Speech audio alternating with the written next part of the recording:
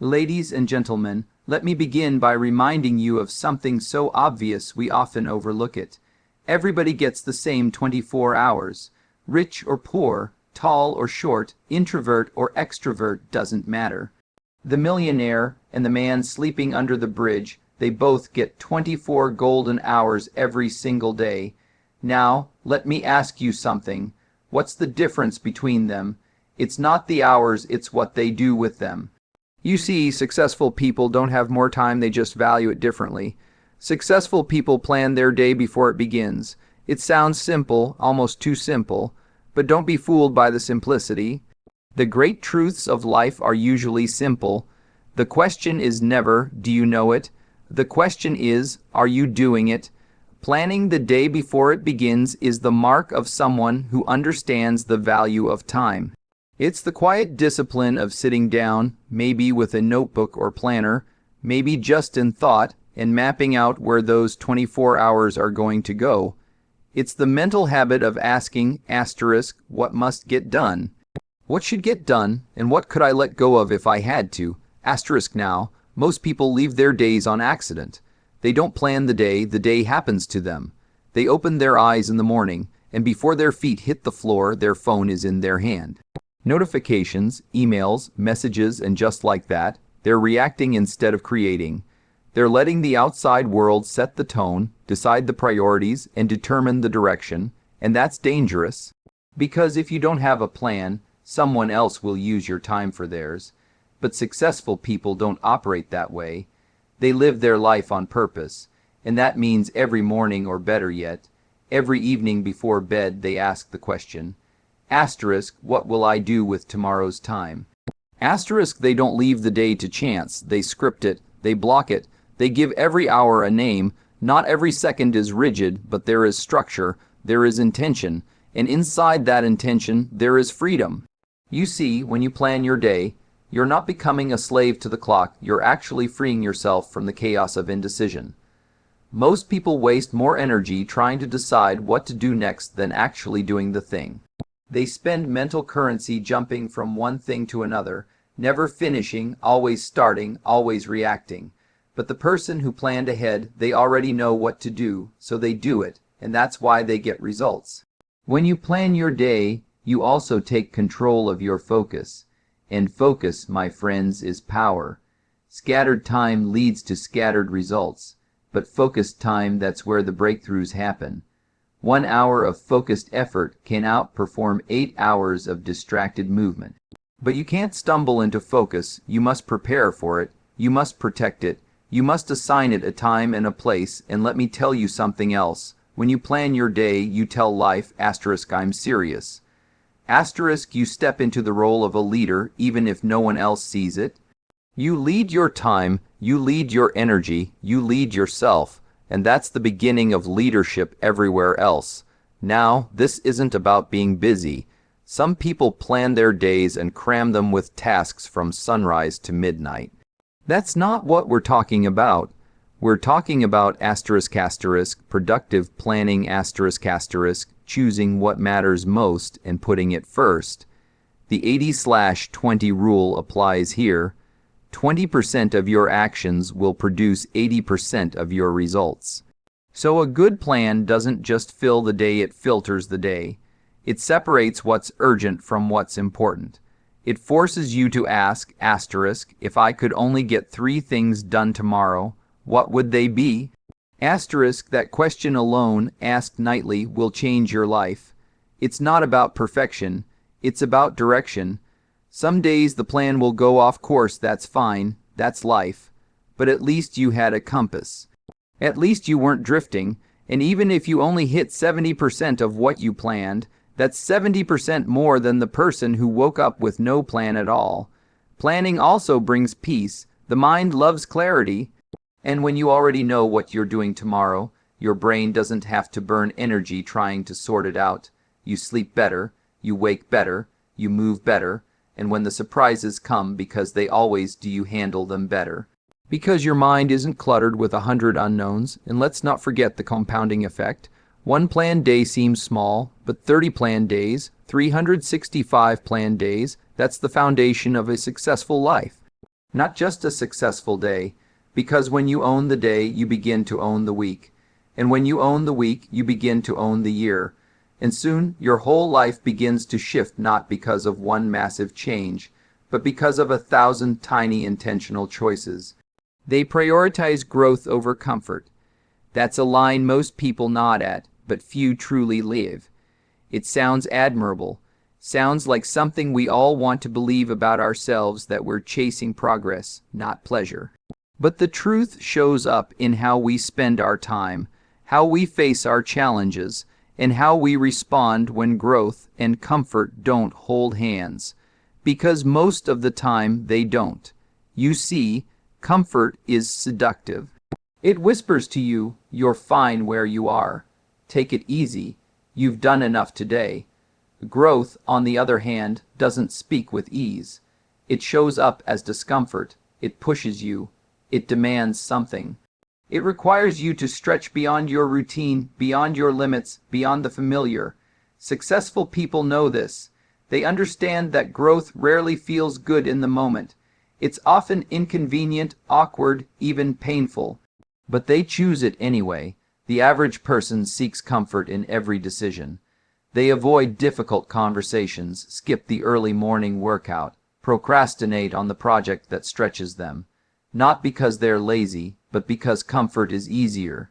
It's familiar, it's safe, but here's the truth. A life built on comfort is a life stuck in place. It might feel warm and cozy, but it's motionless, and the world doesn't reward stillness. It rewards those who move, those who evolve, those who are becoming more. To prioritize growth means asking different questions, not what's easy or what feels good right now, but what will make me stronger, and what's the lesson in this? It means waking up and knowing that growth often hides inside resistance, inside the difficult phone call, the challenging task, the unfamiliar skill, the uncomfortable truth. And so, successful people go toward those things, not away from them. They don't wake up hoping the day will be smooth. They wake up ready for challenge because they know challenge is the training ground for character. It's the gym for your potential, and just like in a real gym, the work doesn't always feel great. Muscles ache, breathing gets heavy, but you don't quit because of that. You keep going because you know what's being built even if it's not visible yet. The interesting thing is, the more you pursue growth, the more you begin to tolerate discomfort. What used to feel overwhelming becomes manageable. What once seemed impossible starts to look routine. This is how the successful expand their capacity. They're not born with more willpower or talent. They develop it by repeatedly stepping outside their comfort zone until what was once hard becomes second nature. Now, prioritizing growth doesn't mean rejecting rest. Rest is not the enemy, laziness is. And there's a difference. Successful people rest to refuel, not to retreat. They don't seek comfort as an escape, they use it as a tool to recharge, so they can go right back into the work of growing. Comfort becomes a pause, not a pattern. Another thing, growth is often invisible at first. You read the book, take the course, make the effort, and nothing seems to change, but that's how it works. Growth happens underground before it breaks the surface. Like a seed in the soil, it's working where no one can see. The roots are forming, the foundation is strengthening, and those who quit too early never get to see the breakthrough. But those who prioritize growth stay in the process. They trust it. They understand that growth is not always exciting, but it is always essential. You can tell a lot about a person by what they avoid. Do they avoid pressure, or do they rise into it? Do they avoid feedback, or do they welcome it? Do they avoid starting things because they might fail, or do they start things because they might succeed? Growth-minded people choose the latter. They'd rather stumble forward than stand still. They'd rather feel the sting of failure than the numbness of never trying. The beautiful thing about growth is that it compounds. One new habit leads to another. One challenge overcome builds confidence for the next. Over time, the person who chooses growth daily becomes unrecognizable compared to who they were a year ago. Not because they made some giant leap, but because they kept stepping forward one uncomfortable step at a time. Growth shows up in small decisions. Do you watch another hour of TV, or do you study the skill? Do you sleep through the alarm, or do you get up and train? Do you avoid the difficult conversation, or do you have it with clarity and courage? These choices don't seem big in the moment, but they stack. They create momentum, and momentum is the secret power behind success. They guard their time like treasure. Because to the successful, time isn't just something you spend. It's something you invest. And like any wise investor, they know exactly where their time is going, and more importantly, where it's not going. Time is the one resource that, once it's gone, you can never get it back. You can lose money and earn it again. You can lose energy and recover it with rest. But time is non-refundable, and that's why successful people guard it like something sacred. You'll notice something about people who achieve big things. They are incredibly protective of their calendars. They don't let just anyone or anything steal their hours. If it doesn't align with their values, their goals, or their standards, they politely, but firmly, say no. Not because they're rude, not because they think they're better than anyone else, but because they understand the cost. Every yes is a no to something else. And successful people are very clear on what they're willing to trade their time for. You don't find them lingering in meaningless meetings, gossiping around water coolers, or scrolling through social media in a fog. That's not how they operate. They've trained themselves to be intentional. They're not perfect. They're human. But they have systems, boundaries, and habits in place to keep the thieves of time at bay. They've figured out that distraction is more dangerous than failure, because while failure teaches, distraction just delays. And delayed dreams are often dreams that never come to life.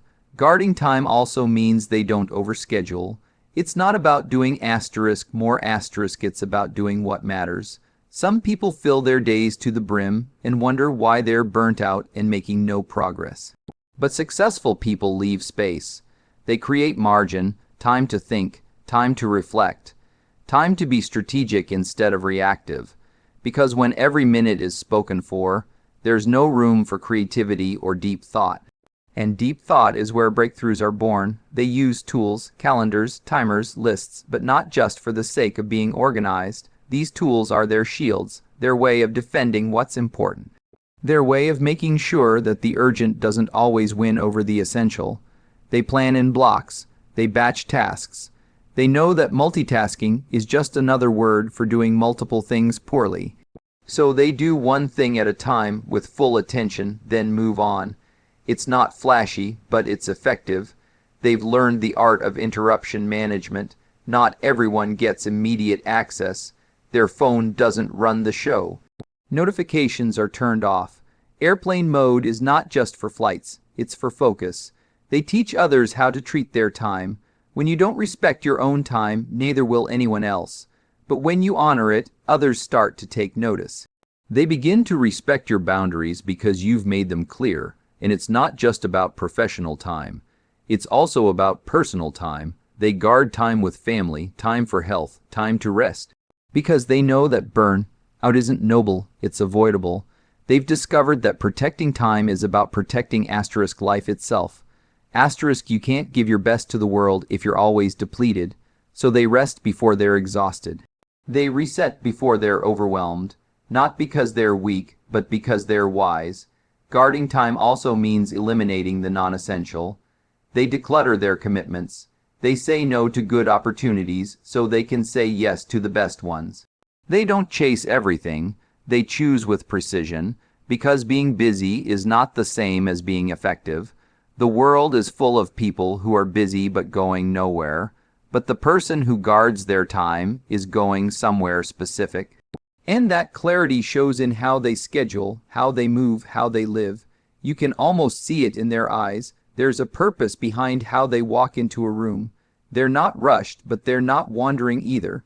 They're present but not passive. There's an awareness that every tick of the clock is either building something, learning something, or restoring something. There's no waste, there's no drift, just direction. To guard your time is to guard your future, because the life you want is built in hours, not someday, not eventually, but day by day, task by task, moment by moment. They say no, more than they say yes. That's one of the defining traits of successful people, though you won't hear it talked about much. It doesn't sound exciting or glamorous.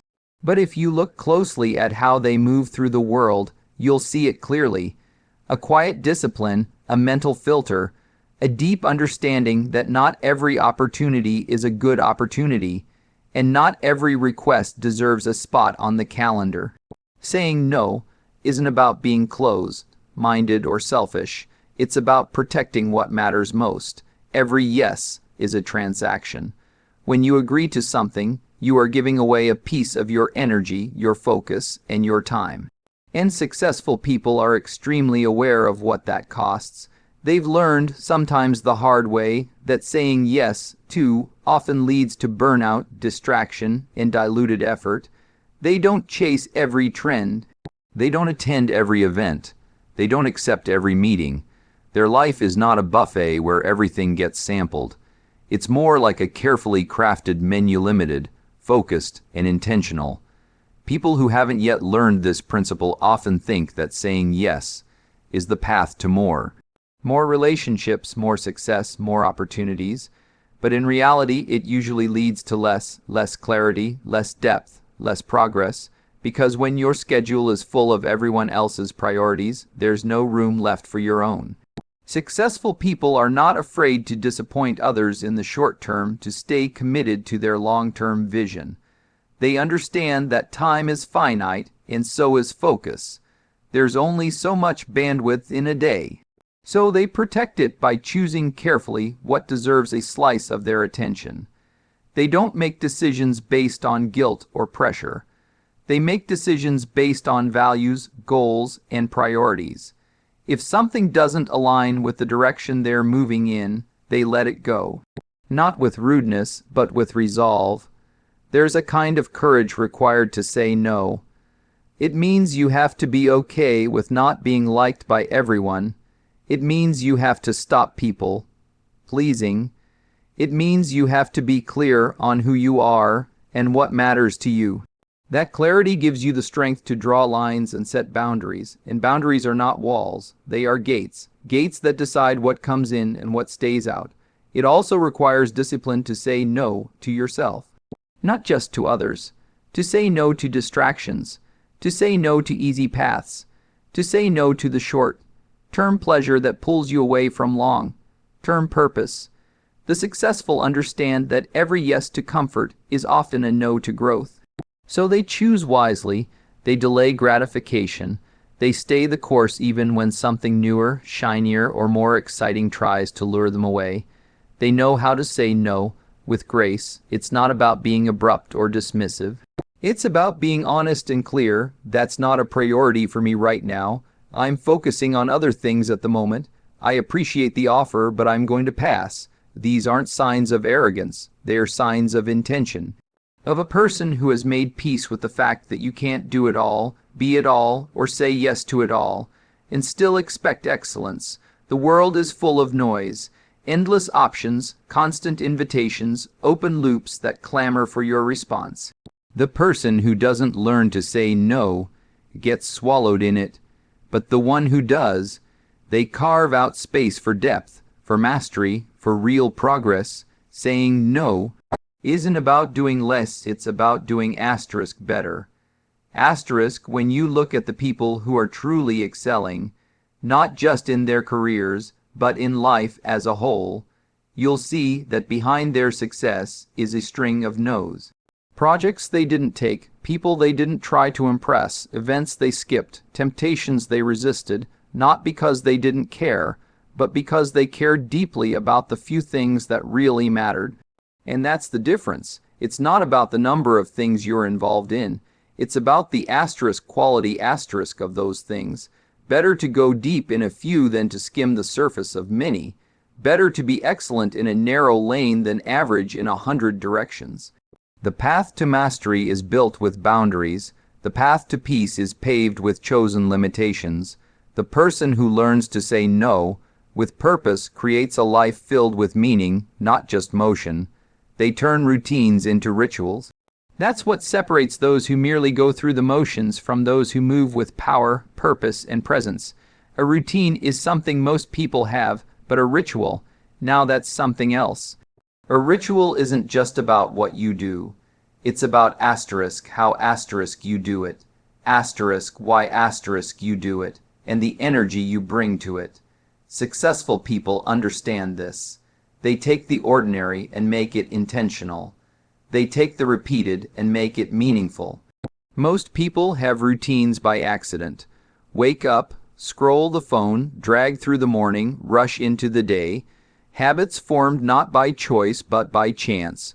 No direction, no awareness, just loops. But successful people, they choose their routines with precision. They design them, craft them. They turn them into rituals. Deliberate acts of alignment that prepare their mind, body, and spirit for what's ahead.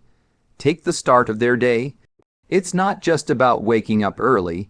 It's about waking up on purpose. Before the noise of the world enters, they've already centered themselves. Maybe it's silence, maybe it's journaling, maybe it's movement, stretching, reading, or prayer. Whatever the form, it's not random. It's a ritual, a way of saying, before the world speaks to me, I will speak to myself. They don't just start the day. They set the tone for it. That's the difference.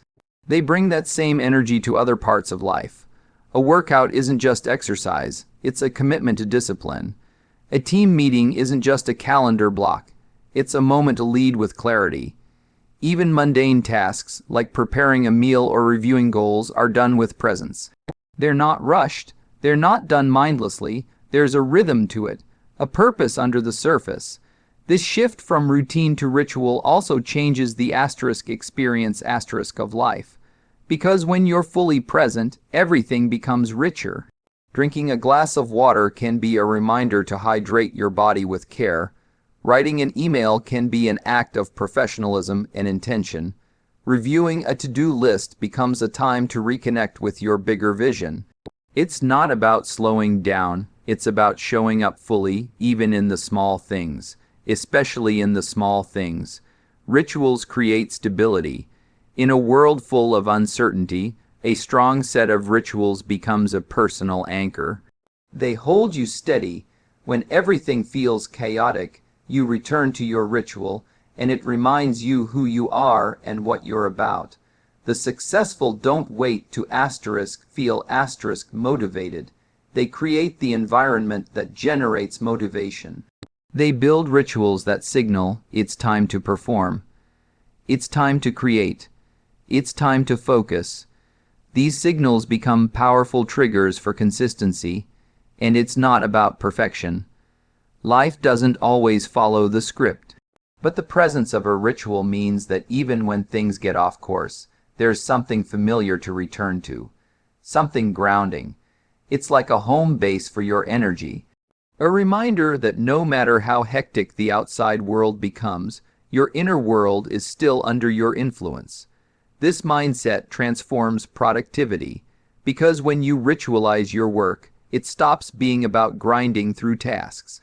It becomes about delivering quality, showing up at your best, being in flow, and flow doesn't happen by accident. It happens when structure and intention meet. Successful people get this. They know that excellence is not a once-in-a-while thing. It's a way of operating, and rituals make that possible. They also use rituals to recover, to reset, to reflect. A walk at the end of the day isn't just about steps, it's about decompressing. Shutting the laptop at a certain time isn't just habit, it's honoring the boundary between work and life. Taking a moment before bed to review wins or lessons, that's not just cute, that's strategic. It brings closure to the day. It prepares the mind for rest, not just sleep. And over time, these rituals become part of identity. This is what I do becomes this is who I am. The person who meditates each morning doesn't just practice focus. They become a focused person. The one who writes their goals daily doesn't just stay organized. They become vision-driven. That's the magic of ritual. It shapes you, slowly, quietly, powerfully. What begins as effort becomes instinct. What starts as structure becomes second nature. And the life that once felt chaotic starts to feel ordered, purposeful, alive. They reflect before they react. In a world that celebrates speed and rewards instant response, this stands out. Most people are quick to speak, quick to move, quick to post, quick to judge, but the successful understand that wisdom lives in the pause. They've trained themselves to insert space between what happens and what they do next. That space is everything. That's where clarity forms. That's where maturity shows up. That's where decisions are made not from emotion, but from intention. They don't confuse urgency with importance. Just because something feels urgent doesn't mean it deserves an immediate reaction. The email might be loud, the request might be pressing, the world might be buzzing with noise. But that doesn't mean the best move is to react right away. The successful have learned to take a breath, step back, and consider. They ask questions. What's really happening here? What's the outcome I want? What's the wise move, not just the fast one? This kind of reflection isn't passive. It's active. It's a deliberate slowing down to gain leverage. In business, in relationships, in conflict. There's always a moment where reacting quickly could create a mess. Say the wrong thing, agree to the wrong deal. Respond to a comment emotionally and burn a bridge. But when you reflect first, you see more. You see the context, not just the trigger.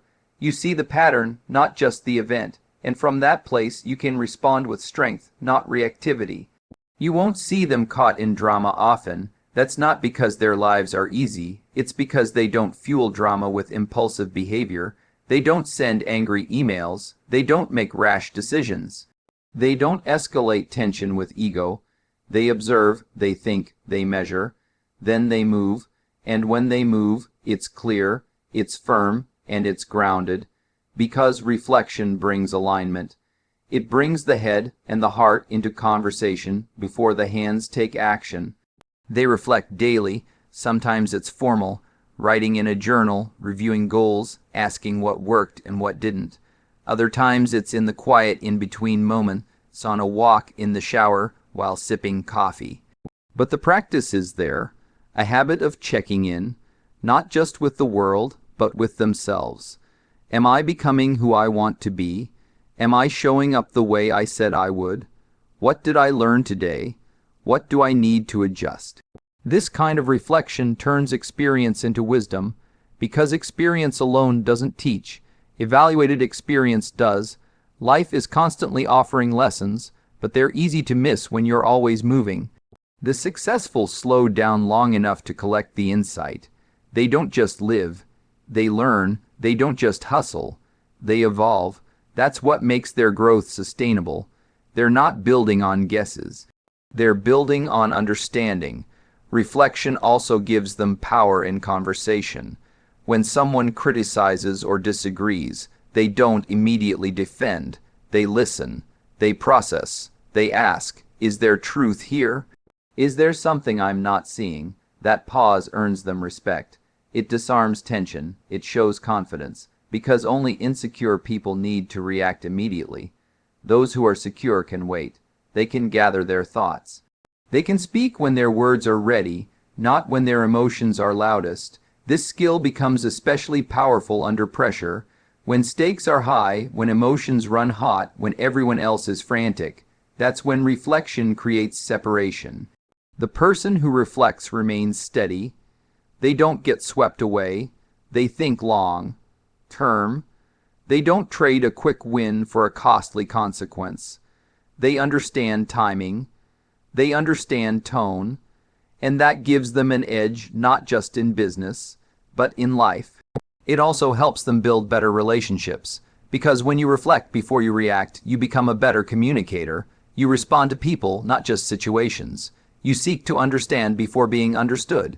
You don't assume, you ask. You don't attack, you inquire. And people feel that. They feel safe around you, heard, valued. That trust creates connection. And connection is one of the hidden currencies of real success.